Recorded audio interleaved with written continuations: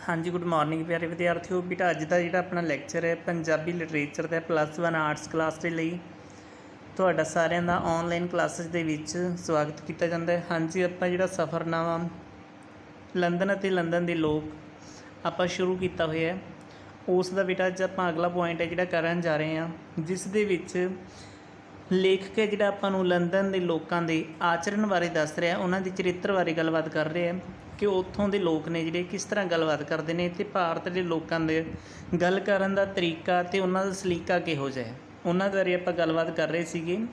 नौजवान मुंडियां बारे गलबात हो गई सी ते अज आपां गलबात करांगे उत्थों दीयां औरतां बारे ते उत्थों दे मर्द और औरतां ने जिहड़े रल के इकट्ठे काम करते हैं, जिस कारण वो की है हमेशा हर एक गल नूं बहुत ही सोच समझ के बयान करते हैं। हाँ जी, शुरू करते हैं। मेरा ख्याल है कि इहो हाल साड़ियाँ मुटियारां दा भी हुंदा होना, भाव कि जिस तरह साडे नौजवान लड़के ने जिहड़े इकल्ले हुंदे ने तां ओह किसी भी शब्द नूं सोच समझ के नहीं बोलते, भाव कि भद्दी शब्दावली की वरतों करते हैं। इस तरह कहते भी जो लड़कियां कल्लियां होंदियां होणगीआं तां ओह भी हो सकता है पता नहीं अपने आपस दे विच किहो जी शब्दावली है जिहड़ी अपने आप दे लई यूज़ करदियां ने एक दूसरे दे मतलब एक दूसरे नूं बुलाउण दे लई, क्योंकि जिहड़े लड़के ने क्यों जदों वो इकट्ठे हुंदे ने तां उन्हां नूं पता नहीं लगता उस समय दे विच भी वो एक दूसरे नूं की कह रहे हैं। इन्हां दा जवान वर्ज के रखण दा कारण मेरी तुच्छ बुद्धि अनुसार यह है कि यह लोग हमेशा इस्त्रियां विच रल मिल के रहिंदे हन। सब तो वड्डा कारण यह है बेटा कि लंदन के लोग ने जिहड़े हमेशा औरतां दे नाल रल के काम करते हैं, भाव कि मर्द ते औरतां हमेशा हर एक थां दे उत्ते इकट्ठे काम करते हैं, जिस करके मर्द औरतां तो ते औरतां मर्दां तो हमेशा सोच समझ के गलबात करदियां ने, एक दूसरे नूं सोच समझ के जिहड़े उच्चारण है जिहड़ा वो करदियां ने। किसी भी गल दा कोई अजिहा थां नहीं है जिथे केवल आदमी जां केवल इस्त्रियां इकल्ले बात करन, भाव कि कहने कोई इहो जी थां नहीं हैगी जिथे जां तां इकल्ले मर्द जां फिर इकल्लियां इस्त्रियां कोई भी गलबात करदे होण। आदमियां नूं इस्त्रियां दी ते इस्त्रियां नूं आदमियां दी शर्म रहिंदी है, भाव कि एक दूसरे की संग है जिहड़ी वो महसूस करते हैं तो एक दूजे की हउमैं सदा उन्हां नूं चंगे बने रहण दा करम भी करके विखाउण दा यतन करती रहिंदी है। तीवीं दे सामने आदमी की हउमैं आग्ञा नहीं देंदी कि वह कायरता जां कोझापन जां मूर्खता दिखावे, भाव कि औरतां दे सामने हमेशा जिहड़े वो मर्द ने हमेशा अपनी जबान संभाल के गल करते हैं तो औरतां मर्दां दे सामने भाव कि एक दूसरे की संग महसूस करते हैं, एक दूसरे की शर्म बना के रखते हैं, जिस कारण वो अपनी जिहड़ी भद्दी शब्दावली है वो नहीं वरतते, मलीन भाषा की वरतों जिहड़ी वो नहीं करते। जो लोग बहुत करके इस्त्रियां दी नज़रां तो ओले रहिंदे हन उन्हां विचों यह शक्ति हौली हौली मिट जाती है, भाव कि जदों इकल्ले मर्द कामकार करते हैं किसी फैक्ट्री दे विच, किसी कारखाने दे विच जां किसी भी डिपार्टमेंट दे विच, तां उन्हां दे विच बेटा जिहड़ी शक्ति है वो खत्म हो जाती है। वो सदा ही इस तरह के बोलते चलते रहते हैं जिवें उन्हां भाणे अपने घरां दीयां इस्त्रियां तो छुट होर कोई इस्त्री सत्कारयोग नहीं हुंदी। लंदन के बाज़ारां विच ਲੱਖਾਂ ਇਸਤਰੀਆਂ बिना किसी किस्म के भय तो फिरदियां हन। उन्हां नूं ये भी पता है कि दुनिया विच हर प्रकार के आदमी हैं, पर उन्हां आदमियां ने अपनी जबान नूं नज़रां नूं ते दिल नूं अजिही हद तक जकड़िया होया है कि भैड़ी तो भैड़ी इस्त्री नूं उन्हां तो कुछ शिकायत नहीं हो सकती, भाव कि बेटा वो अपने आप नूं कंट्रोल दे विच रखते हैं, क्योंकि उन्हां नूं पता भी दुनिया दे विच हर तरह का व्यक्ति है जिहड़ा वो मिल सकता है, पर फिर भी वो बिना किसी भय दे अपने विचारां दे विच अपने समाज दे विच बिना किसी भय दे बिना किसी डर दे विचरदियां ने। यह आज़ादी का जरूरी अंग है कि इस्त्रियां नूं लोकां दी बोलचाल तो किसी किस्म का भय नहीं। बेटा ये उन्हां दी आज़ादी का कहते एक जरूरी अंग है भी उन्हां दी बोलचाल तो किसी प्रकार का जिहड़ा भय वो नज़र नहीं आउंदा। उन्हां दे रलन मिलन ने एक अजिहा सुभाअ आम लोगों विच पैदा कर दिता है कि उन्हां नूं गालां मंदियां गल्लां लगदियां हन। भैड़े लोकां आदि दी वरतों भुल ही गई है। ਭੈੜੇ ਬੋਲਾਂ ਆਦਿ ਦੀ ਵਰਤੋਂ ਹੈ ਜਿਹੜੀ ਉਹ ਭੁੱਲ ਵੀ ਗਈ ਹੈ, ਭਾਵ ਕਿ ਉਹ ਭੈੜੇ ਬੋਲ ਬੋਲਣੇ ਤਾਂ ਭੁੱਲ ਹੀ ਗਏ ਹੋਣ, ਜਿਸ ਤਰ੍ਹਾਂ ਇੱਕ ਪ੍ਰਕਾਰ ਦਾ ਉਹਨਾਂ ਦੀ ਜ਼ੁਬਾਨ ਦੇ ਉੱਤੇ ਭੈੜਾ ਬੋਲ ਬਿਲਕੁਲ ਨਾ ਆਉਂਦਾ ਹੋਵੇ। ਹਾਂਜੀ, ਅੱਗੇ ਹੈਗਾ ਜੀ ਮਾਪਿਆਂ ਦਾ ਧੀਆਂ ਪ੍ਰਤੀ ਦ੍ਰਿਸ਼ਟੀਕੋਣ। ਜਿਹੜੇ ਲੰਡਨ ਦੇ ਲੋਕ ਨੇ ਬੇਟਾ, ਉਹਨਾਂ ਦਾ ਨਜ਼ਰੀਆ ਕੀ ਹੈ ਧੀਆਂ ਦੇ ਪ੍ਰਤੀ। ਭਾਰਤ ਦੇ ਵਿੱਚ ਤਾਂ ਇੱਕ ਲੜਕੀ ਦੇ ਜਨਮ ਤੋਂ ਬਾਅਦ ਜੇਕਰ ਘਰ ਦੇ ਵਿੱਚ ਦੂਸਰੀ ਲੜਕੀ ਦਾ ਜਨਮ ਹੁੰਦਾ ਹੈ ਤਾਂ ਲੋਕ ਕੀ ਕਹਿੰਦੇ ਨੇ ਵੀ ਸਾਡੇ ਘਰ ਪੱਥਰ ਜੰਮ ਪਿਆ, ਜਾਂ ਸਾਡੇ ਘਰ ਕੀ ਹੈ ਕੁੜੀਆਂ ਦੀ ਲਾਈਨ ਹੀ ਲੱਗ ਗਈ, ਸਾਡੇ ਘਰ ਕੁੜੀਆਂ ਦੇ ਹੀ ਜਨਮ ਹੋਈ ਜਾ ਰਹੇ ਨੇ। ਇਸ ਤਰ੍ਹਾਂ ਦਾ ਦ੍ਰਿਸ਼ਟੀਕੋਣ ਹੁੰਦਾ ਹੈ। ਬਾਕੀ ਦੂਸਰੀ ਗੱਲ ਇਹ ਹੈ ਵੀ ਭਾਰਤ ਦੇ ਵਿੱਚ ਜਿਹੜੇ ਲੋਕ ਨੇ ਬੇਟਾ, ਉਹ ਲੜਕੀਆਂ ਨੂੰ ਉੱਚ ਸਿੱਖਿਆ ਪ੍ਰਾਪਤੀ ਕਰਨ ਦੇ ਮੌਕੇ ਨੇ ਜਿਹੜੇ ਬਹੁਤ ਘੱਟ ਦਿੰਦੇ ਨੇ। ਪਰ ਹੁਣ ਸਮੇਂ ਦੇ ਵਿੱਚ ਤਬਦੀਲੀ ਆ ਚੁੱਕੀ ਹੈ, ਕਾਫੀ ਹੱਦ ਤੱਕ ਆਪਣੇ ਸਮਾਜ ਦੇ ਵਿੱਚ ਵੀ ਸੁਧਾਰ ਹੁੰਦਾ ਜਾ ਰਿਹਾ ਹੈ ਕਿ ਲੜਕੀਆਂ ਉੱਚ ਸਿੱਖਿਆ ਦੇ ਲਈ ਵੀ ਜਾਂਦੀਆਂ ਨੇ ਅਤੇ ਹਰ ਇੱਕ ਖੇਤਰ ਦੇ ਵਿੱਚ ਵੀ ਕੰਮ ਕਾਰ ਹੈ ਜਿਹੜਾ ਉਹ ਕਰਨ ਲੱਗ ਪਈਆਂ ਨੇ। ਪਰ ਪੁਰਾਤਨ ਸਮਿਆਂ ਦੇ ਵਿੱਚ ਇਹ ਆਪਾਂ ਨੂੰ ਬਹੁਤ ਕੁਝ ਦੇਖਣ ਨੂੰ ਮਿਲਦਾ ਸੀ। ਲੰਡਨ ਵਿੱਚ ਕੁੜੀ ਬਣ ਕੇ ਜਨਮ ਧਾਰਨਾ ਖਾਸੀ ਖੁਸ਼ਕਿਸਮਤੀ ਹੈ, ਭਾਵ ਕਿ ਬਹੁਤ ਖੁਸ਼ਕਿਸਮਤੀ ਦੀ ਗੱਲ ਹੈ ਬੇਟਾ ਲੰਡਨ ਦੇ ਵਿੱਚ ਇੱਕ ਕੁੜੀ ਦੇ ਰੂਪ ਦੇ ਵਿੱਚ ਜਨਮ ਲੈਣਾ। ਘਰ ਵਿੱਚ ਬੇਟੀ ਜਨਮੀ ਤੋਂ ਸੋਗ ਨਹੀਂ ਹੁੰਦਾ, ਮੁੰਡਿਆਂ ਵਰਗੀ ਹੀ ਖੁਸ਼ੀ ਹੁੰਦੀ ਹੈ। ਉਹਨਾਂ ਦੀ ਪਾਲਣਾ ਵੀ ਮੁੰਡਿਆਂ ਤੋਂ ਕਿਸੇ ਤਰ੍ਹਾਂ ਘੱਟ ਨਹੀਂ ਹੁੰਦੀ, ਭਾਵ ਕਿ ਕੁੜੀਆਂ ਦੀ ਤਰ੍ਹਾਂ ਉਹਨਾਂ ਦਾ ਜਿਹੜਾ ਪਾਲਣ ਪੋਸ਼ਣ ਉਹ ਕੀਤਾ ਜਾਂਦਾ ਹੈ। ਜੋ ਸੁੱਖ ਸਹੂਲਤਾਂ ਆਪਾਂ ਇੱਕ ਲੜਕੇ ਨੂੰ ਪ੍ਰਦਾਨ ਕਰਦੇ ਹਾਂ, ਉਸੇ ਤਰ੍ਹਾਂ ਦੀਆਂ ਜਿਹੜੀਆਂ ਸੁੱਖ ਸਹੂਲਤਾਂ ਨੇ ਉਹ ਵੀ ਲੜਕੀ ਨੂੰ ਪ੍ਰਦਾਨ ਕੀਤੀਆਂ ਜਾਂਦੀਆਂ ਨੇ, ਭਾਵ ਕਿ ਹਰ ਇੱਕ ਖੁਸ਼ੀ ਹੈ ਜਿਹੜੀ ਲੜਕੀ ਦੇ ਜਨਮ ਤੋਂ ਬਾਅਦ ਮਨਾਈ ਜਾਂਦੀ ਹੈ। ਅੰਗਰੇਜ਼ ਮਾਪਿਆਂ ਲਈ ਬੱਚਾ ਇਨਸਾਨ ਦਾ ਬੱਚਾ ਹੈ, ਭਾਵੇਂ ਮੁੰਡਾ ਹੋਵੇ ਜਾਂ ਕੁੜੀ। ਭਾਵ ਕਿ ਅੰਗਰੇਜ਼ਾਂ ਲਈ ਬੇਟਾ ਇੱਕ ਬੱਚਾ ਜਿਹੜਾ ਉਹ ਸਿਰਫ ਮਾਂ ਪਿਓ ਦੇ ਲਈ ਬੱਚਾ ਹੀ ਹੈ, ਚਾਹੇ ਉਹ ਮੁੰਡਾ ਚਾਹੇ ਕੁੜੀ, ਭਾਵ ਕਿ ਦੋਹਾਂ ਦੇ ਵਿੱਚ ਕਿਸੇ ਵੀ ਤਰ੍ਹਾਂ ਦਾ ਜਿਹੜਾ ਭੇਦਭਾਵ ਹੈ ਉਹ ਨਹੀਂ ਕਰਦੇ। ਘਰ ਵਿੱਚ ਪੁੱਤਰ ਹੋਣ ਦੀ ਖਾਸ ਮਾਵਾਂ ਅਤੇ ਪਿਓਆਂ ਦੇ ਦਿਲ ਵਿੱਚ ਕੁਦਰਤ ਤੋਂ ਹੀ ਚੱਲੀ ਆਈ ਹੈ, ਭਾਵ ਕਿ ਮਾਂ ਪਿਓ ਦੇ ਮਨ ਦੇ ਵਿੱਚ ਬੇਟਾ ਇੱਕ ਚਾਹਤ ਹੁੰਦੀ ਹੈ ਨਾ ਵੀ ਉਹਨਾਂ ਦੇ ਘਰ ਲੜਕੇ ਦਾ ਜਨਮ ਹੋਵੇ, ਪਰ ਇਹ ਕਹਿੰਦੇ ਕੁਦਰਤੀ ਤੌਰ 'ਤੇ ਕੁਦਰਤ ਤੋਂ ਹੀ ਇਹ ਚੱਲੀ ਆ ਰਹੀ ਹੈ। ਪਰ ਜਿਸ ਮੁਲਕ ਦੀਆਂ ਧੀਆਂ ਦਾ ਹੋਣਾ ਬੁਰਾ ਨਹੀਂ ਸਮਝਿਆ ਜਾਂਦਾ, ਉੱਥੇ ਕਿਸੇ ਹੱਦ ਤਾਈਂ ਪਰਮੇਸ਼ਵਰ ਦੇ ਜੀਵਾਂ ਨਾਲ ਧਰਮ ਹੁੰਦਾ ਸਮਝਣਾ ਚਾਹੀਦਾ ਹੈ। ਇੰਗਲੈਂਡ ਦੇ ਕਾਨੂੰਨ ਅਨੁਸਾਰ ਜਦ ਬੱਚਾ ਸਕੂਲ ਜਾਣ ਦੀ ਆਯੂ ਨੂੰ ਪਹੁੰਚ ਜਾਵੇ, ਉਸ ਦੇ ਮਾਪਿਆਂ ਨੂੰ ਹੁਕਮ ਹੈ ਕਿ ਉਹ ਬੱਚੇ ਨੂੰ ਨੇੜੇ ਦੇ ਸਰਕਾਰੀ ਸਕੂਲ ਵਿੱਚ ਪਹੁੰਚਾਉਣ। ਬੇਟਾ ਉੱਥੇ ਬੱਚਿਆਂ ਦੀ ਰਿਸਪੋਂਸੀਬਿਲਿਟੀ ਕਿਹਦੀ ਬਣ ਜਾਂਦੀ ਹੈ? ਪੇਰੈਂਟਸ ਦੀ, ਕਿ ਜਦੋਂ ਬੱਚਾ ਪੜ੍ਹਨ ਦੀ ਉਮਰ ਦੇ ਵਿੱਚ ਪਹੁੰਚ ਜਾਂਦਾ ਤਾਂ ਉਸ ਸਮੇਂ ਬੱਚੇ ਦਾ ਦਾਖਲਾ ਜਿਹੜਾ ਪਿੰਡ ਦੇ ਸਰਕਾਰੀ ਸਕੂਲ ਦੇ ਵਿੱਚ ਕਿਸੇ ਸਰਕਾਰੀ ਸਕੂਲ ਦੇ ਵਿੱਚ ਕਰਵਾਇਆ ਜਾਵੇ ਅਤੇ ਬੱਚਾ ਜਿਹੜਾ ਆਪਣੀ ਪੜ੍ਹਾਈ ਸ਼ੁਰੂ ਕਰ ਸਕੇ।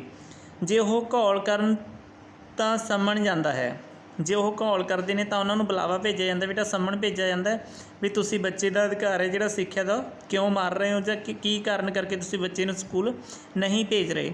ਅਤੇ ਅਦਾਲਤ ਤੋਂ ਜੁਰਮਾਨਾ ਹੁੰਦਾ ਹੈ, ਭਾਵ ਕਿ ਅਦਾਲਤ ਜਿਹੜੀ ਉਹਨਾਂ ਨੂੰ ਜੁਰਮਾਨਾ ਕਰਦੀ ਹੈ ਜੇਕਰ ਕੋਈ ਪੇਰੈਂਟਸ ਬੱਚੇ ਨੂੰ ਸਕੂਲ ਦੇ ਵਿੱਚ ਨਹੀਂ ਪਾਉਂਦਾ। ਕੁੜੀਆਂ ਨੂੰ ਵਿੱਦਿਆ ਮੁੰਡਿਆਂ ਵਾਂਗ ਹੀ ਦਿੱਤੀ ਜਾਂਦੀ ਹੈ। ਗਰੀਬ ਸਰਕਾਰੀ ਸਕੂਲਾਂ ਵਿੱਚ ਪੜ੍ਹਾਉਂਦੇ ਹਨ ਅਤੇ ਗੁਜ਼ਾਰੇ ਵਾਲੇ ਚੰਗੇ ਪ੍ਰਾਈਵੇਟ ਸਕੂਲਾਂ ਵਿੱਚ, ਭਾਵ ਕਿ ਉਹ ਆਪਣੀ ਇੱਛਾ 'ਤੇ ਕੋਈ ਸਰਕਾਰੀ ਸਕੂਲ ਦੇ ਵਿੱਚ ਪੜ੍ਹਾਵੇ ਜਾਂ ਪ੍ਰਾਈਵੇਟ ਸਕੂਲ ਦੇ ਵਿੱਚ। ਹਾਂਜੀ, ਅੱਗੇ ਹੈਗੇ ਬੇਟਾ ਆਮ ਅੰਗਰੇਜ਼ ਮਾਂ-ਬਾਪ ਬੱਚਿਆਂ ਦੀ ਵਿੱਦਿਆ ਉੱਤੇ ਇੰਨਾ ਖਰਚ ਕਰਦੇ ਹਨ ਜਿੰਨਾ ਹਿੰਦੁਸਤਾਨ ਦੇ ਤਕੜੇ ਅਮੀਰ ਘਰ ਆਪਣੇ ਬੱਚਿਆਂ ਲਈ ਕਰਦੇ ਹਨ, ਭਾਵ ਕਿ ਜਿੰਨਾ ਕੁ ਬੇਟਾ ਆਪਾਂ ਹਿੰਦੁਸਤਾਨ ਦੇ ਵਿੱਚ ਆਪਣੇ ਬੱਚਿਆਂ ਦੇ ਲਈ ਕਰਦੇ ਹਾਂ, ਭਾਵ ਕਿ ਅਮੀਰ ਕਰਦੇ ਨੇ, ਠੀਕ ਹੈ ਨਾ, ਉਹਨਾਂ ਕੁ ਹਰ ਇੱਕ ਅੰਗਰੇਜ਼ ਮਾਂ-ਬਾਪ ਹੈ ਜਿਹੜਾ ਉਹ ਆਪਣੇ ਬੱਚਿਆਂ ਦੀ ਵਿੱਦਿਆ ਉੱਤੇ ਖਰਚ ਕਰ ਦਿੰਦਾ, ਭਾਵ ਕਿ ਬੱਚਿਆਂ ਦੀ ਵਿੱਦਿਆ ਦੇ ਉੱਤੇ ਪੂਰਾ ਜ਼ੋਰ ਹੈ ਜਿਹੜਾ ਉਹ ਦਿੱਤਾ ਜਾਂਦਾ ਹੈ। ਕਿਉਂਕਿ ਵਿੱਦਿਆ ਦਾ ਅਰਥ ਕੇਵਲ ਇੱਕੋ ਇਮਤਿਹਾਨ ਪਾਸ ਕਰਨ ਜਾਂ ਕਿਤਾਬਾਂ ਪੜ੍ਹਨ ਯੋਗ ਹੋਣਾ ਨਹੀਂ।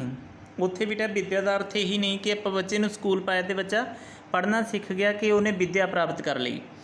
ਮਾਮੂਲੀ ਘਰ ਦੀ ਕੁੜੀ ਜੋ ਸਕੂਲ ਜਾਂਦੀ ਹੈ ਉਸ ਲਈ ਪੜ੍ਹਾਈ ਦੀਆਂ ਕਿਤਾਬਾਂ ਤੋਂ ਛੁੱਟ, ਸਿਉਣ ਪਰਾਉਣ ਦਾ ਪੂਰਾ ਸਮਾਨ, ਖੇਡਣ ਦਾ ਸਮਾਨ, ਖੇਡਣ ਦੇ ਕੱਪੜੇ ਅਤੇ ਬੂਟ, ਜੇ ਸਕੂਲ ਦਾ ਡਾਕਟਰ ਹੁਕਮ ਦੇਵੇ ਤਾਂ ਐਨਕ ਲਾਉਣੀ, ਨੇੜੇ ਦੇ ਅਜਾਇਬ ਘਰ, ਨੁਮਾਇਸ਼ ਜਾਂ ਨਵੀਆਂ ਚੀਜ਼ਾਂ ਵੇਖਣ, ਗੱਲਾਂ ਵੇਖਣ ਜਾਣ ਦਾ ਖਰਚਾ ਕਰਨਾ, ਭਾਵ ਕਿ ਬੇਟਾ ਜੋ ਵੀ ਬੱਚੇ ਨੂੰ ਚਾਹੀਦਾ ਹੈ ਉਹਨੂੰ ਆਲ ਰਾਊਂਡਰ ਬਣਾਉਣਾ, ਉਹਦੀ ਆਲ ਰਾਊਂਡ ਡਿਵੈਲਪਮੈਂਟ ਕਰਨੀ, ਉਹਦਾ ਹਰ ਪੱਖ ਤੋਂ ਵਿਕਾਸ ਕਰਨਾ, ਉਹਨੂੰ ਸਿਲਾਈ ਕਢਾਈ ਦਾ ਕੰਮ ਵੀ ਸਿਖਾਉਣਾ, ਉਹਨੂੰ ਆਪਣੇ ਪੈਰਾਂ ਦੇ ਉੱਤੇ ਖੜੇ ਹੋਣ ਦਾ ਜਿਹੜਾ ਮੌਕਾ ਹੈ ਉਹ ਵੀ ਪ੍ਰਦਾਨ ਕਰਨਾ। ਜੇ ਉਹ ਬੱਚੇ ਨੇ ਬਾਹਰ ਅੰਦਰ ਜਾਣਾ ਹੈ, ਕੋਈ ਟੂਰ ਟ੍ਰਿਪ ਦੇ ਉੱਤੇ ਜਾਣਾ ਹੈ ਜਾਂ ਕਿਸੇ ਵੀ ਚੀਜ਼ ਨੂੰ ਨਵੀਂ ਕੋਈ ਚੀਜ਼ ਕਰਕੇ ਸਿੱਖਣੀ ਚਾਹੁੰਦਾ ਹੈ ਤਾਂ ਉਹਦੇ ਲਈ ਮੌਕੇ ਪ੍ਰਦਾਨ ਕਰਨੇ। ਹਰ ਇੱਕ ਸੁੱਖ ਸਹੂਲਤ ਹੈ ਜਿਹੜੀ ਬੱਚੇ ਨੂੰ ਪ੍ਰਦਾਨ ਕਰਨੀ, ਭਾਵ ਕਿ ਇੱਕ ਲੜਕੀ ਨੂੰ ਪ੍ਰਦਾਨ ਕਰਨੀ। ਜੇਕਰ ਉਹਦੀ ਐਨਕ ਲੱਗੀ ਹੈ ਤਾਂ ਉਹ ਐਨਕ ਲਗਵਾਉਣ ਦਾ ਹੱਕਦਾਰ ਵੀ ਕੌਣ ਹੈ? ਮਾਤਾ ਪਿਤਾ ਨੇ। ਉਹ ਵੀ ਬੱਚੇ ਨੂੰ ਲਗਵਾ ਕੇ ਦੇਣੀ ਹੈ। ਇਹ ਨਹੀਂ ਹੈਗਾ ਵੀ ਆਪਾਂ ਕਿਸੇ ਪ੍ਰਕਾਰ ਦੀ ਕੋਈ ਆਨਾਕਾਨੀ ਉੱਥੇ ਕਰ ਸਕਦੇ ਹਾਂ। ਵੱਡੀਆਂ ਛੁੱਟੀਆਂ ਵਿੱਚ ਕਿਧਰੇ ਦੂਜੇ ਸ਼ਹਿਰਾਂ ਵਿੱਚ ਜਾਂ ਦੂਜੇ ਮੁਲਕ ਜਾਣਾ, ਜੇ ਰਾਗ ਸਿੱਖਦੀ ਹੋਵੇ, ਜੇ ਲੜਕੀ ਹੈ ਕੀ ਇਹ ਮਿਊਜ਼ਿਕ ਵਗੈਰਾ ਸਿੱਖਦੀ ਹੋਵੇ ਬੇਟਾ, ਜਾਂ ਦੂਸਰੇ ਦੇਸ਼ ਦੇ ਵਿੱਚ, ਭਾਵ ਕਿ ਜਦੋਂ ਮਹੀਨੇ ਵਗੈਰਾ ਦੀਆਂ ਛੁੱਟੀਆਂ ਹੋ ਜਾਂਦੀਆਂ ਨੇ, ਵੱਡੀਆਂ ਛੁੱਟੀਆਂ ਦੇ ਵਿੱਚ ਜਾਂ ਦੂਸਰੇ ਸ਼ਹਿਰ ਦੇ ਵਿੱਚ ਜਾ ਕੇ ਕੁਝ ਸਿੱਖਣਾ ਹੋਵੇ ਤਾਂ ਉਹਦੇ ਲਈ ਵੀ ਪੂਰਾ ਜਿਹੜਾ ਖਰਚਾ ਉਹ ਮਾਤਾ ਪਿਤਾ ਦੇਣਗੇ। ਤਾਂ ਉਸ ਲਈ ਆਪਣਾ ਪੂਰਾ ਸਮਾਨ ਮੁੱਲ ਲੈਣਾ ਇਤਿਆਦਿਕ ਹੋਰ ਕਈ ਤਰ੍ਹਾਂ ਦੇ ਖਰਚੇ ਕਰਨੇ ਜ਼ਰੂਰੀ ਹਨ। ਭਾਵ ਕਿ ਬੇਟਾ ਉਹ ਸਭ ਕੁਛ ਪੇਰੈਂਟਸ ਦੇ ਲਈ ਜ਼ਰੂਰੀ ਹੈ। ਉਹ ਸਾਰਾ ਕੁਛ ਪੇਰੈਂਟਸ ਬੱਚਿਆਂ ਨੂੰ ਕਰਕੇ ਦੇਣਗੇ। ਭਾਵ ਕਿ ਆਪਣੀ ਲੜਕੀ ਨੂੰ ਸਾਰਾ ਕੁਝ ਖਰੀਦ ਕੇ ਜੋ ਵੀ ਉਸ ਨੂੰ ਚਾਹੀਦਾ ਸਭ ਕੁਛ ਬੱਚੇ ਨੂੰ ਕਰਕੇ ਦੇਣਾ ਉਹਨਾਂ ਦੇ ਮਾਤਾ ਪਿਤਾ ਦੀ ਇੱਕ ਜ਼ਿੰਮੇਵਾਰੀ ਬਣਦੀ ਹੈ। ਯੂਰਪ ਦੇ ਬੱਚੇ ਦੀ ਪਾਲਣਾ ਅਤੇ ਵਿੱਦਿਆ ਦੇ ਤਰੀਕੇ ਇੱਕ ਵੱਖ ਮਜ਼ਮੂਨ ਹੈ ਜਿਸ ਉੱਤੇ ਵਿਸਥਾਰਪੂਰਵਕ ਕਿਤਾਬ ਲਿਖੀ ਜਾ ਸਕਦੀ ਹੈ। ਭਾਵ ਕਿ ਬੇਟਾ ਬੱਚੇ ਦੇ ਪਾਲਣ ਪੋਸ਼ਣ ਅਤੇ ਉਹਨਾਂ ਦੀ ਵਿੱਦਿਆ ਦੇ ਤਰੀਕਿਆਂ ਦੇ ਉੱਤੇ, ਠੀਕ ਹੈ ਨਾ, ਇੱਕ ਕਿਤਾਬ ਲਿਖੀ ਜਾ ਸਕਦੀ ਹੈ। ਕਹਿੰਦੇ ਯੂਰਪ ਦੇ ਜਿਹੜੇ ਤੌਰ ਤਰੀਕੇ ਨੇ ਉਹਨਾਂ ਦੇ ਉੱਤੇ, ਭਾਵ ਕਿ ਇੰਨੀ ਨਿਯਮਾਵਲੀ ਹੈ ਜਿਹੜੀ ਉਹਦੀ ਆਪਾਂ ਪਾਲਣਾ ਕਰਦੇ ਹਾਂ। ਪਰ ਇਸ਼ਾਰੇ ਮਾਤਰ ਇਹ ਦੱਸ ਦੇਣਾ ਜ਼ਰੂਰੀ ਹੈ ਕਿ ਯੂਰਪ ਦੇ ਲੋਕੀ ਬੱਚਿਆਂ ਨੂੰ ਮੁੱਢ ਤੋਂ ਹੀ ਟੱਬਰ ਦਾ ਪੂਰਾ ਅਧਿਕਾਰੀ ਜੀਵ ਸਮਝ ਕੇ ਉਸ ਨੂੰ ਇਸ ਤਰ੍ਹਾਂ ਪਾਲਦੇ ਅਤੇ ਪੋਸ਼ਦੇ ਹਨ ਜਿਵੇਂ ਸਿਆਣਾ ਮਾਲੀ ਇੱਕ ਕੀਮਤੀ ਕਲਮ ਨੂੰ ਬਾਗ ਵਿੱਚ ਲਾ ਕੇ ਰੱਖਿਆ ਵੀ ਕਰਦਾ ਹੈ। ਉਸ ਨੂੰ ਵਧਣ ਫੈਲਣ ਅਤੇ ਬਲ ਧਾਰਨ ਕਰਨ ਲਈ ਖੁੱਲ੍ਹੀ ਥਾਂ, ਚੰਗੀ ਖੁਰਾਕ ਅਤੇ ਸਵਾਧੀਨ ਹੋਣ ਲਈ, ਸਵਾਧੀਨ ਤੋਂ ਭਾਵ ਬੇਟਾ ਆਜ਼ਾਦ ਹੋਣ ਲਈ, ਠੀਕ ਹੈ ਨਾ, ਭਾਵ ਕਿ ਆਜ਼ਾਦੀ ਪ੍ਰਾਪਤ ਕਰਨ ਦੇ ਲਈ, ਵਧਣ ਦੇ ਲਈ, ਹੋਣ ਲਈ ਵਿੱਦਿਆ ਰੂਪੀ ਜੜ੍ਹਾਂ ਗੁਣਾਂ ਦੀ ਧਰਤੀ ਵਿੱਚ ਦੂਰ ਤੱਕ ਪਹੁੰਚਾਉਣ ਦੇ ਸਮਾਨ ਪਹੁੰਚਾਉਂਦਾ ਰਹਿੰਦਾ ਹੈ। ਭਾਵ ਕਿ ਬੇਟਾ ਜਿਵੇਂ ਕਹਿੰਦੇ ਇੱਕ ਮਾਲੀ ਹੈ ਜਿਹੜਾ ਆਪਣੇ ਇੱਕ ਕਲਮ ਨੂੰ ਲਗਾ ਕੇ ਉਸ ਦੀ ਪੂਰੀ ਦੇਖ ਰੇਖ ਕਰਦਾ, ਉਹਨੂੰ ਵਧਣ ਫੁੱਲਣ ਦੇ ਪੂਰੇ ਮੌਕੇ ਦਿੰਦਾ ਹੈ, ਉਹਦੀ ਖੁਰਾਕ ਹਰ ਇੱਕ ਚੀਜ਼ ਪੂਰੀ ਕਰਦਾ ਹੈ। ਇਸੇ ਤਰ੍ਹਾਂ ਕਹਿੰਦੇ ਉਹ ਬੱਚਿਆਂ ਦੀ ਕੀ ਹੈ, ਹਰ ਇੱਕ ਲੋੜ ਨੂੰ ਪੂਰਾ ਕਰਦੇ ਨੇ ਇੱਕ ਮਾਲੀ ਦੀ ਤਰ੍ਹਾਂ। ਭਾਵ ਕਿ ਬੱਚੇ ਨੂੰ ਜੋ ਵੀ ਜ਼ਰੂਰਤ ਹੁੰਦੀ ਹੈ ਆਪਣੀ ਜ਼ਿੰਦਗੀ ਦੇ ਵਿੱਚ, ਜੋ ਵੀ ਲੋੜ ਪੈਂਦੀ ਹੈ ਉਹ ਪੇਰੈਂਟਸ ਕਰਕੇ ਦਿੰਦੇ ਨੇ। ਬੱਚਿਆਂ ਲਈ ਮਾਮੂਲੀ ਘਰਾਂ ਵਿੱਚ ਅੱਡ ਕਮਰੇ, ਮਾਮੂਲੀ ਜਿਹੇ ਘਰਾਂ ਦੇ ਵਿੱਚ ਵੀ ਬੇਟਾ, ਸਧਾਰਨ ਜਿਹੇ ਘਰਾਂ ਦੇ ਵਿੱਚ ਵੀ ਅਲੱਗ-ਅਲੱਗ ਬੱਚਿਆਂ ਦੇ ਲਈ ਕਮਰੇ ਨੇ ਜਿਹੜੇ ਉਹ ਬਣੇ ਹੁੰਦੇ ਨੇ। ਆਪਣੇ ਮੰਜੇ, ਪੀੜ੍ਹੀਆਂ, ਸਮਾਨ, ਖਿਡੌਣੇ, ਕੱਪੜਿਆਂ ਦੇ ਦਰਾਜ਼, ਬਾਈਸਾਈਕਲ, ਗੁੱਡੀਆਂ, ਪਟੋਲੇ ਆਦਿ ਹੁੰਦੇ ਹਨ। ਭਾਵ ਕਿ ਬੇਟਾ ਜਿਹੜਾ ਲੋੜੀਂਦੇ ਖੇਡ ਨੇ ਉਹ ਵੀ ਪੇਰੈਂਟਸ ਪ੍ਰਦਾਨ ਕਰਦੇ ਨੇ, ਜਾਂ ਲੋੜੀਂਦੀਆਂ ਆਪਣੀਆਂ ਰੋਜ਼ਾਨਾ ਜੀਵਨ ਦੀਆਂ ਜਿਹੜੀਆਂ ਚੀਜ਼ਾਂ ਨੇ ਉਹ ਵੀ ਪੇਰੈਂਟਸ ਉਹਨਾਂ ਦਾ ਵੀ ਖਿਆਲ ਰੱਖਦੇ ਨੇ ਹਰ ਇੱਕ ਬੱਚੇ ਦੇ ਲਈ।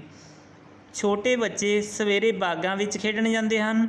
ਵੱਡੇ ਸਕੂਲਾਂ ਨੂੰ ਅਤੇ ਸ਼ਾਮ ਨੂੰ ਜਿਹੜਾ ਵਕਤ ਨਿਯਤ ਹੋਇਆ ਹੋਵੇ ਉਸ ਸਮੇਂ ਰੋਟੀ ਖਾ ਚੁੱਕਦੇ ਹਨ। ਭਾਵ ਕਿ ਬੇਟਾ ਛੋਟੇ ਬੱਚੇ ਨੇ ਜਿਹੜੇ ਬਾਗਾਂ ਦੇ ਵਿੱਚ ਖੇਡਣ ਜਾਂਦੇ ਨੇ ਅਤੇ ਵੱਡੇ ਸਕੂਲਾਂ ਦੇ ਵਿੱਚ ਖੇਡਣ ਜਾਂਦੇ ਨੇ। ਸ਼ਾਮ ਨੂੰ ਇੱਕ ਵਕਤ ਹੁੰਦਾ ਬੇਟਾ ਉਹਨਾਂ ਦਾ ਨਿਸ਼ਚਿਤ ਕੀਤਾ ਹੋਇਆ, ਠੀਕ ਹੈ ਨਾ। ਉਸੇ ਸਮੇਂ ਦੇ ਉੱਤੇ ਕਹਿੰਦੇ ਉਹ ਰੋਟੀ ਪਾਣੀ ਜਿਹੜਾ ਆਪਣਾ ਸਮੇਂ ਸਿਰ ਖਾਂਦੇ ਨੇ। ਭਾਵ ਕਿ ਸਮੇਂ ਸਿਰ ਖਾਣਾ ਖਾ ਕੇ ਉਹ ਸਮੇਂ ਸਿਰ ਹਰ ਇੱਕ ਕੰਮ ਨੂੰ ਨਿਪਟਾਉਂਦੇ ਨੇ। ਸਭ ਬੱਚੇ ਸੌਣ ਦੇ ਕੱਪੜੇ ਪਾ ਕੇ ਮੰਜਿਆਂ ਉੱਤੇ ਲਿਟਾ ਦਿੱਤੇ ਜਾਂਦੇ ਹਨ। ਭਾਵ ਕਿ ਸਹੀ ਸਮੇਂ ਦੇ ਉੱਤੇ ਉਹਨਾਂ ਨੂੰ ਮੰਜਿਆਂ ਦੇ ਉੱਤੇ ਪੈਣ ਲਈ ਕੀ ਹੈ, ਭੇਜ ਦਿੱਤਾ ਜਾਂਦਾ ਹੈ। ਭਾਵੇਂ ਗਰਮੀਆਂ ਵਿੱਚ ਰਾਤ ਦੇ 10 ਵਜੇ ਤੱਕ ਸੂਰਜ ਚਾਨਣਾ ਰਹਿੰਦਾ ਹੈ, ਪਰ 7 ਵਜੇ ਤੋਂ ਪਿੱਛੋਂ ਕਦੇ ਕੋਈ ਬੱਚਾ ਬਾਹਰ ਫਿਰਦਾ ਨਜ਼ਰ ਨਹੀਂ ਆਉਂਦਾ। ਕਹਿੰਦੇ ਚਾਹੇ ਗਰਮੀਆਂ ਦੇ ਦਿਨਾਂ ਵਿੱਚ ਬੇਟਾ ਹਨੇਰਾ ਚਾਹੇ ਲੇਟ ਹੁੰਦਾ, ਪਰ ਬੱਚੇ ਨੇ ਕੀ ਹੈ ਸਹੀ ਸਮੇਂ ਦੇ ਉੱਤੇ 7 ਵਜੇ ਆਪੋ ਆਪਣੇ ਘਰਾਂ ਦੇ ਵਿੱਚ ਆ ਕੇ ਬੈਠ ਜਾਂਦੇ ਨੇ। ਤੁਹਾਨੂੰ ਕੋਈ ਬੱਚਾ ਜਿਹੜਾ ਗਲੀ ਦੇ ਵਿੱਚ ਫਿਰਦਾ ਨਜ਼ਰ ਨਹੀਂ ਆਏਗਾ।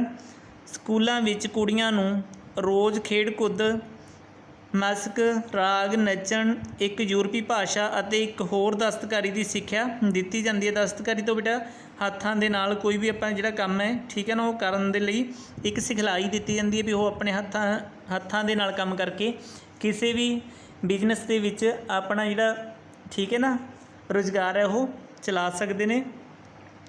हाँ जी, अगे है अजायब घर, सिनेमा आदि जो स्कूलों ਲਈ कई ਥਾਈਂ मुफ्त ਹੁੰਦੇ ਹਨ, ਨਿਤਾ ਪ੍ਰਤੀ ਵਿਖਾਏ ਜਾਂਦੇ ਹਨ।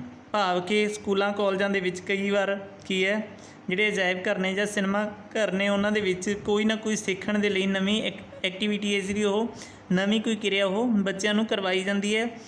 ਅੱਜ ਤੱਕ ਸਕੂਲਾਂ ਵਿੱਚ ਕੁੜੀਆਂ ਅਤੇ ਮੁੰਡੇ ਵੱਖ-ਵੱਖ ਪੜ੍ਹਿਆ ਕਰਦੇ ਸਨ। ਹੁਣ ਨਵੀਂ ਕਿਸਮ ਦੇ ਸਕੂਲਾਂ ਦਾ ਚਾਲਾ ਪੈ ਰਿਹਾ ਹੈ, ਭਾਵ ਕਿ ਨਵੀਂ ਕਿਸਮ ਦੇ ਸਕੂਲ ਨੇ ਜਿਹੜੇ ਉਹ ਚੱਲ ਰਹੇ ਨੇ, ਜਿਨ੍ਹਾਂ ਵਿੱਚ ਮੁੰਡੇ ਕੁੜੀਆਂ ਇਕੱਠੇ ਪੜ੍ਹਦੇ ਹਨ ਅਤੇ ਬੋਰਡਿੰਗ ਵਿੱਚ ਸੌਂਦੇ ਅੱਡ-ਅੱਡ ਥਾਈਂ ਹਨ। ਭਾਵ ਕਿ ਬੇਟਾ ਬਿਲਡਿੰਗਾਂ ਦੇ ਵਿੱਚ ਉਹ ਅਲੱਗ-ਅਲੱਗ ਉਹਨਾਂ ਦੇ ਰਹਿਣ ਦੇ ਲਈ ਜਿਹੜੀਆਂ ਥਾਵਾਂ ਬਣੀਆਂ ਹੋਈਆਂ ਨੇ, ਪਰ ਅੱਜ ਕੱਲ੍ਹ ਦੇ ਜਿਹੜੇ ਨਵੇਂ ਸਕੂਲ ਨੇ, ਅੱਜ ਕੱਲ੍ਹ ਦੀ ਜਿਹੜੀ ਨਵੀਂ ਜਨਰੇਸ਼ਨ ਦੇ ਲਈ ਉੱਥੇ ਸਕੂਲ ਬਣ ਰਹੇ ਨੇ, ਉਹ ਕੀ ਹੈ ਬੇਟਾ ਉਹ ਇੱਕੋ ਕਿਸਮ ਦੇ ਨੇ। ਇੱਕੇ ਸਕੂਲ ਦੇ ਵਿੱਚ ਲੜਕੇ ਲੜਕੀਆਂ ਇਕੱਠੇ ਹੀ ਵਿੱਦਿਆ ਪ੍ਰਾਪਤ ਕਰ ਰਹੇ ਨੇ, ਭਾਵ ਕਿ ਕਿਸੇ ਵੀ ਪ੍ਰਕਾਰ ਦਾ ਉਹਨਾਂ ਦੇ ਨਾਲ ਕੋਈ ਭੇਦਭਾਵ ਹੈ ਜਿਹੜਾ ਉਹ ਨਹੀਂ ਕੀਤਾ ਜਾਂਦਾ। ਸਾਰਿਆਂ ਨੂੰ ਇੱਕ ਸਮਾਨ ਮੌਕੇ ਦਿੱਤੇ ਜਾਂਦੇ ਨੇ ਅੱਗੇ ਵਧਣ ਲਈ, ਭਾਵ ਕਿ ਜ਼ਿੰਦਗੀ ਦੇ ਵਿੱਚ ਕਦੇ ਵੀ ਕਿਸੇ ਵੀ ਬੱਚੇ ਨੂੰ ਮੌਕੇ ਤੋਂ ਵਾਂਝਾ ਨਹੀਂ ਰੱਖਿਆ ਜਾਂਦਾ। ਇਹੀ ਲੰਡਨ ਦੇ ਲੋਕਾਂ ਦੀ ਜਿਹੜੀ ਖਾਸੀਅਤ ਹੈ ਉਹ ਹੈਗੀ ਹੈ, ਉਹਨਾਂ ਨੂੰ ਕਦੇ ਕਿਸੇ ਵੀ ਚੀਜ਼ ਦੀ ਆਪਣੇ ਜੀਵਨ ਦੇ ਵਿੱਚ ਕਮੀ ਨਹੀਂ ਰਹਿਣ ਦਿੱਤੀ ਜਾਂਦੀ, ਚਾਹੇ ਪੇਰੈਂਟਸ ਕਿੰਨਾ ਹੀ ਗਰੀਬ ਕਿਉਂ ਨਾ ਹੋਵੇ। ਪਰ ਭਾਰਤ ਦੇ ਵਿੱਚ ਆਪਾਂ ਦੇਖਦੇ ਹਾਂ ਵੀ ਬਹੁਤ ਵੱਡੇ ਵੱਡੇ ਘਰਾਂ ਦੀਆਂ ਲੜਕੀਆਂ ਹੁੰਦੀਆਂ ਨੇ, ਜਦੋਂ ਉਹਨਾਂ ਦੇ ਨਾਲ ਭੇਦਭਾਵ ਕੀਤਾ ਜਾਂਦਾ ਹੈ ਜਾਂ ਕਿਸੇ ਨਾ ਕਿਸੇ ਕਾਰਨ ਕਰਕੇ ਉਹਨਾਂ ਨੂੰ 10ਵੀਂ ਜਾਂ 12ਵੀਂ ਕਲਾਸ ਹੱਦ ਦੇ ਇੱਥੇ ਤੱਕ ਹੀ ਪੜ੍ਹਾ ਕੇ ਉਹਨਾਂ ਨੂੰ ਕੀ ਹੈ ਸ਼ਾਦੀ ਹੈ ਜਿਹੜੀ ਉਹਨਾਂ ਦੀ ਕਰ ਦਿੱਤੀ ਜਾਂਦੀ ਹੈ। ਪਰ ਇੰਗਲੈਂਡ ਦੇ ਵਿੱਚ, ਲੰਡਨ ਦੇ ਵਿੱਚ ਇਸ ਤਰ੍ਹਾਂ ਨਹੀਂ ਹੁੰਦਾ। ਉੱਥੇ ਸਾਰਿਆਂ ਨੂੰ ਕੀ ਹੈ ਇੱਕ ਸਮਾਨ ਜਿਹੜੇ ਮੌਕੇ ਨੇ ਉਹ ਜ਼ਿੰਦਗੀ ਜਿਉਣ ਦੇ ਦਿੱਤੇ ਜਾਂਦੇ ਨੇ, ਆਪਣੇ ਪੈਰਾਂ ਉੱਤੇ ਖੜ੍ਹਾ ਹੋਣ ਦਾ ਮੌਕਾ ਸਾਰਿਆਂ ਨੂੰ ਪ੍ਰਦਾਨ ਕੀਤਾ ਜਾਂਦਾ ਹੈ। ਹਾਂਜੀ, ਅਸੀਂ ਬੇਟਾ ਆਪਣਾ ਸਫ਼ਰਨਾਮਾ ਲੰਡਨ ਅਤੇ ਲੰਡਨ ਦੇ ਲੋਕ ਸਫ਼ਰਨਾਮਾ ਅੰਸ਼ ਲਾਲ ਸਿੰਘ ਕਮਲਾ ਅਕਾਲੀ ਦਾ ਅੱਜ ਇਹ ਸੰਪੂਰਨ ਹੋ ਗਿਆ। ਅੱਜ ਆਪਾਂ ਹਰਦਿੱਤ ਸਿੰਘ ਢਿੱਲੋਂ ਦੇ ਜੀਵਨ ਬਾਰੇ ਕਰ ਰਹੇ ਹਾਂ। ਅੱਗੇ ਇਹਨਾਂ ਦਾ ਦੂਜਾ ਸਫ਼ਰਨਾਮਾ ਹੈ ਅਮਰੀਕਨ ਸੱਭਿਅਤਾ, ਉਹਦੇ ਬਾਰੇ ਆਪਾਂ ਗੱਲਬਾਤ ਕਰਾਂਗੇ।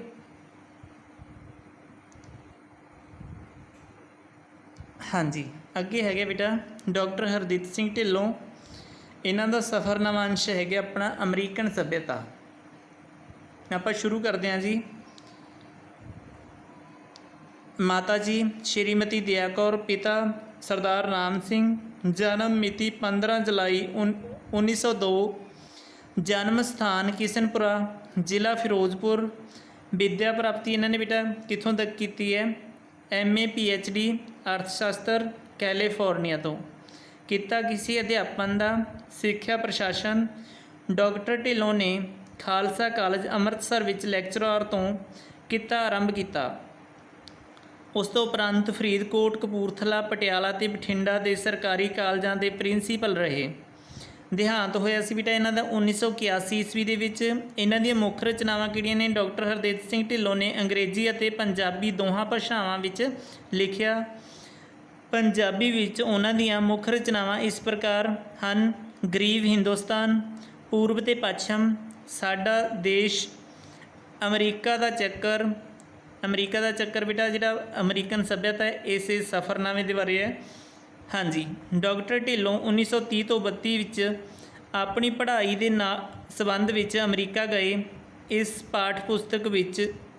ਪੁਸਤਕ ਲਈ ਪਾਠ ਲੇਖਕ ਦੇ ਸਫ਼ਰਨਾਮੇ ਅਮਰੀਕਾ ਦਾ ਚੱਕਰ 1954 ਵਿੱਚੋਂ ਲਿਆ ਗਿਆ ਹੈ। ਭਾਵ ਕਿ ਬੇਟਾ ਇਹ ਕਿਹੜਾ ਅਮਰੀਕਾ ਦੇ ਚੱਕਰ ਸਫ਼ਰਨਾਮੇ ਦੇ ਵਿੱਚੋਂ ਲਿਆ ਗਿਆ। ਇਹ ਸਫ਼ਰਨਾਮਾ ਅੰਸ਼ ਆਪਾਂ ਕਹਿ ਸਕਦੇ ਹਾਂ, ਭਾਵ ਕਿ ਇੱਕ ਛੋਟਾ ਜਿਹਾ ਪਾਰਟ ਹੈ ਜਿਸ ਦੇ ਵਿੱਚ ਆਪਾਂ ਨੂੰ ਅਮਰੀਕਾ ਦੇ ਠੀਕ ਹੈ ਨਾ ਸੱਭਿਅਤਾ ਬਾਰੇ ਜਾਣਕਾਰੀ ਦਿੱਤੀ ਗਈ, ਉੱਥੋਂ ਦੇ ਮਾਹੌਲ ਬਾਰੇ ਆਪਾਂ ਨੂੰ ਪਤਾ ਚੱਲਦਾ ਹੈ। ਪਾਠ ਵਿੱਚ ਅਮਰੀਕਨ ਸੱਭਿਅਤਾ ਦੇ ਵਿਸ਼ੇਸ਼ ਲੱਛਣ ਉਘਾੜੇ ਗਏ ਹਨ। ਇਸ ਤੋਂ ਇਲਾਵਾ ਇਸ ਸੱਭਿਅਤਾ ਦੇ ਵਿਕਾਸ ਲਈ ਪ੍ਰੇਰਕ ਤੱਤਾਂ ਵੱਲ ਵੀ ਸੰਕੇਤ ਕੀਤਾ ਗਿਆ ਹੈ। ਹਾਂਜੀ, ਅੱਗੇ ਉਹਨਾਂ ਦਾ ਸਫ਼ਰਨਾਮਾ ਅੰਸ਼ ਬੇਟਾ ਦਿੱਤਾ ਹੋਇਆ ਅਮਰੀਕਨ ਸੱਭਿਅਤਾ, ਜਿਸ ਬਾਰੇ ਆਪਾਂ ਹੁਣ ਕਰਨ ਜਾ ਰਹੇ ਹਾਂ।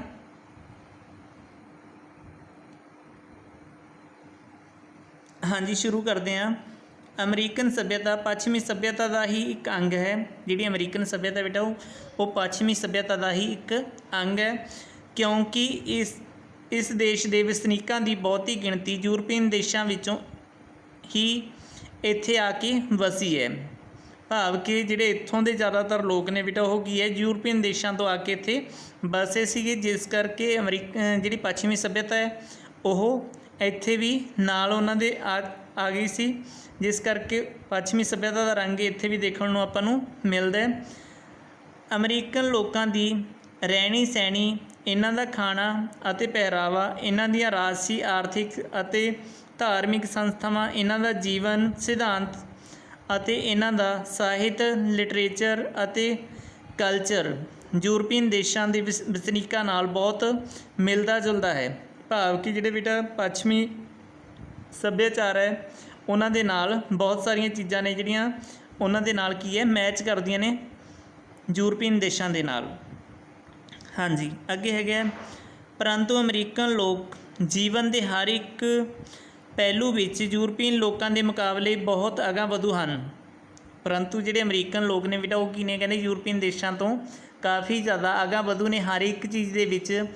ਉਹਨਾਂ ਦੇ ਵਿਚਾਰ ਕੀ ਨੇ ਬੇਟਾ, ਜ਼ਿਆਦਾ ਅਗਾਂਹ ਵਧੂ ਨੇ। ਚਾਹੇ ਦੇਖਣ ਨੂੰ ਤਾਂ ਕਹਿੰਦੇ ਅਮਰੀਕਨ ਲੋਕ ਨੇ ਜਿਹੜੇ ਉਹ ਯੂਰਪੀਅਨ ਦੇਸ਼ਾਂ ਤੋਂ ਆਏ ਨੇ, ਪਰ ਉਹਨਾਂ ਦੀ ਕੀ ਹੈ, ਵਿਚਾਰਾਂ ਦੇ ਵਿੱਚ ਤਬਦੀਲੀ ਆ ਚੁੱਕੀ ਹੈ। ਭਾਵੇਂ ਦੇਖਣ ਨੂੰ ਆਪਾਂ ਨੂੰ ਕੀ ਹੈ, ਯੂਰਪੀਅਨ ਦੇਸ਼ਾਂ ਦੀ ਜਿਹੜੀ ਸੱਭਿਅਤਾ ਹੈ ਉਹਦਾ ਰੰਗ ਦਿਖਾਈ ਦਿੰਦਾ ਹੈ, ਪਰ ਫਿਰ ਵੀ ਅਮਰੀਕਨ ਸੱਭਿਅਤਾ ਦੇ ਵਿੱਚ ਕਾਫੀ ਗੱਲਾਂ ਇਹੋ ਜਿਹੀਆਂ ਨੇ ਜਿਹੜੀਆਂ ਉਹਨਾਂ ਨੂੰ ਅਲੱਗ ਕਰਦੀਆਂ ਨੇ। ਇਹਨਾਂ ਲੋਕਾਂ ਦਾ ਅਗਾਂਹ ਵਧੂ ਹੋਣਾ ਕੁਦਰਤੀ ਗੱਲ ਹੈ, ਕਿਉਂਕਿ ਮੇਫਲਾਵਰ ਉਹ ਸਭ ਤੋਂ ਪਹਿਲਾ ਜਹਾਜ਼ ਜਿਸ ਨੇ ਯੂਰਪੀਨਾਂ ਨੂੰ ਅਮਰੀਕਾ ਦੇ ਪੂਰਬੀ ਤੱਟ 'ਤੇ ਜਾ ਕੇ ਉਤਾਰਿਆ ਤੋਂ ਲੈ ਕੇ ਅੱਜ ਤੱਕ ਜਿਤਨੇ ਜਹਾਜ਼ ਯੂਰਪੀਅਨ ਲੋਕਾਂ ਨੂੰ ਅਮਰੀਕਾ ਦਾ ਸਦੀਵੀ ਵਸਨੀਕ ਬਣਾਉਣ ਲਈ ਉੱਥੇ ਜਾ ਕੇ ਲੱਗੇ ਹਨ, ਉਹ ਯੂਰਪ ਵਿੱਚੋਂ ਖੁੱਲ੍ਹੇ ਖਿਆਲਾਂ ਵਾਲੇ ਅਗਾਂਹ ਵਧੂ ਲੋਕਾਂ ਨੂੰ ਹੀ ਉੱਥੇ ਲੈ ਕੇ ਗਏ ਸਨ। ਭਾਵ ਕਿ ਬੇਟਾ ਜਿਹੜੇ ਜਹਾਜ਼ ਸੀਗੇ, ਸਭ ਤੋਂ ਪਹਿਲਾਂ ਮੇਫਲਾਵਰ ਜਹਾਜ਼ ਜਿਹੜਾ ਉੱਥੇ ਲੋਕਾਂ ਨੂੰ ਲੈ ਕੇ ਗਿਆ ਸੀ, ਜਿਸ ਨੂੰ ਅਮਰੀਕਾ ਦੇ ਪੂਰਬੀ ਤੱਟ ਉੱਤੇ ਲਿਜਾ ਕੇ ਉਤਾਰਿਆ ਸੀ। ਕਹਿੰਦੇ ਉਹਨਾਂ ਜਹਾਜ਼ਾਂ ਦੇ ਵਿੱਚ ਅੱਜ ਤੱਕ ਸਿਰਫ ਉਹੀ ਲੋਕ ਚੜ੍ਹੇ ਨੇ ਜਿਨ੍ਹਾਂ ਦੇ ਵਿਚਾਰ ਕੀ ਸੀਗੇ, ਅਗਾਂਹ ਵਧੂ ਸੀਗੇ। ਭਾਵ ਕਿ ਜੋ ਆਪਣੀ ਜ਼ਿੰਦਗੀ ਦੇ ਵਿੱਚ ਕੁਛ ਨਵਾਂ ਕਰਨਾ ਚਾਹੁੰਦੇ ਸੀਗੇ, ਜੋ ਆਪਣੇ ਜੀਵਨ ਦੇ ਵਿੱਚ ਤਬਦੀਲੀ ਚਾਹੁੰਦੇ ਸੀਗੇ। ਜਿਹੜੇ ਖੁੱਲ੍ਹੇ ਖਿਆਲਾਂ ਵਾਲੇ ਲੋਕ ਸੀਗੇ ਉਹੀ ਉਹਨਾਂ ਜਹਾਜ਼ਾਂ ਦੇ ਵਿੱਚ ਸਵਾਰ ਹੋ ਕੇ ਅਮਰੀਕਾ ਦੇ ਤੱਟ ਉੱਤੇ ਪਹੁੰਚੇ ਸੀਗੇ ਯੂਰਪੀਅਨ ਦੇਸ਼ਾਂ ਤੋਂ। ਸਭ ਤੋਂ ਪਹਿਲਾਂ ਅਮਰੀਕਾ ਵਿੱਚ ਅਜਿਹੇ ਯੂਰਪੀਅਨ ਲੋਕ ਗਏ ਜਿਨ੍ਹਾਂ ਦੀ ਧਾਰਮਿਕ ਵਿਸ਼ਾਲ ਖਿਆਲੀ ਦੇ ਕਾਰਨ ਉਹਨਾਂ ਦੀ ਆਪਣੇ ਦੇਸ਼ਾਂ ਵਿੱਚ ਰਿਹਾਇਸ਼ ਅਸੰਭਵ ਹੋ ਗਈ। ਭਾਵ ਕਿ ਬੇਟਾ ਅਜਿਹੇ ਲੋਕ ਗਏ ਜਿਹੜੇ ਕੀ ਹੈ, ਆਪਣੇ ਧਰਮ ਦਾ ਪ੍ਰਚਾਰ ਕਰਨਾ ਚਾਹੁੰਦੇ ਸੀ ਜਾਂ ਆਪਣੀ ਜ਼ਿੰਦਗੀ ਦੇ ਵਿੱਚ ਕੁਝ ਨਵਾਂ ਕਰਨਾ ਚਾਹੁੰਦੇ ਸੀਗੇ। ਇਸ ਤੋਂ ਬਾਅਦ ਅਜਿਹੇ ਲੋਕ ਉੱਥੇ ਪੁੱਜੇ ਜਿਨ੍ਹਾਂ ਦੇ ਰਾਜਸੀ, ਸਮਾਜਿਕ ਅਤੇ ਆਰਥਿਕ ਖਿਆਲ ਉਸ ਸਮੇਂ ਦੇ ਪ੍ਰਚਲਿਤ ਯੂਰਪੀਅਨ ਖਿਆਲਾਂ ਨਾਲੋਂ ਬਹੁਤ ਜ਼ਿਆਦਾ ਵਿਸ਼ਾਲ ਸੀਗੇ। ਦੂਸਰੇ ਲੋਕ ਬੇਟਾ ਕਹਿੰਦੇ ਉਹ ਸੀਗੇ ਜਿਹੜੇ ਰਾਜਸੀ ਤੌਰ 'ਤੇ ਜਾਂ ਸਮਾਜਿਕ ਤੌਰ 'ਤੇ ਜਾਂ ਆਰਥਿਕ ਤੌਰ 'ਤੇ ਆਪਣੇ ਆਪ ਨੂੰ ਮਜ਼ਬੂਤ ਕਰਨਾ ਚਾਹੁੰਦੇ ਸੀਗੇ। ਉਹ ਲੋਕ ਕਹਿੰਦੇ ਉੱਥੇ ਗਏ ਕਿਉਂਕਿ ਉਹਨਾਂ ਦੇ ਵਿਚਾਰ ਬੇਟਾ ਯੂਰਪੀਅਨ ਲੋਕਾਂ ਦੇ ਨਾਲੋਂ ਜ਼ਿਆਦਾ ਉੱਚੇ ਸਨ। ਇਸ ਕਰਕੇ ਉਹ ਇਸ ਜਗ੍ਹਾ ਦੇ ਉੱਤੋਂ ਕਿੱਥੇ ਚਲੇ ਗਏ, ਅਮਰੀਕਾ ਦੇ ਵਿੱਚ ਚਲੇ ਗਏ। ਉੱਥੇ ਜਾ ਕੇ ਆਪਣੀ ਰਾਜਸੀ, ਸਮਾਜਿਕ ਅਤੇ ਆਰਥਿਕ ਹਾਲਤ ਦੇ ਵਿੱਚ ਉਹ ਕੀ ਹੈ, ਸੁਧਾਰ ਕਰਨਾ ਚਾਹੁੰਦੇ ਸੀਗੇ।